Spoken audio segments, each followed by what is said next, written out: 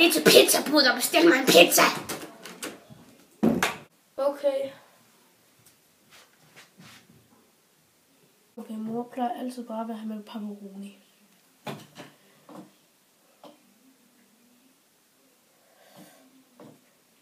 Okay, mor plejer altid at have med pepperoni. Kom nu. Ja, det er pizzabuddet. Ja, jeg vil gerne have en pizza med pepperoni og skinke. Hvad? Hvad? Hvad er pepperoni? Hvad er det?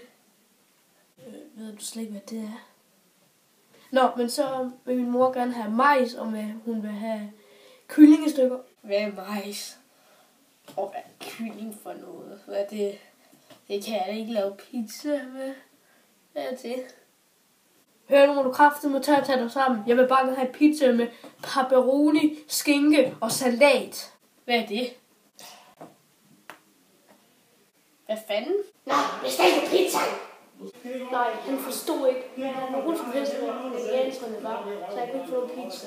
Nu må du tage dig sammen.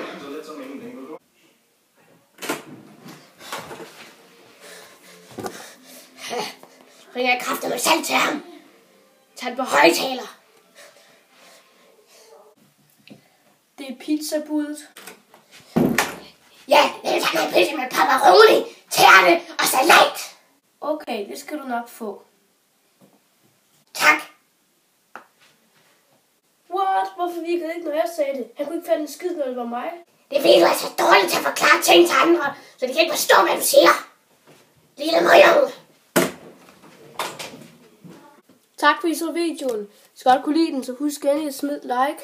Og så ses vi i min næste video. Og ja, I må have en super god dag alle sammen. Og ja, hej.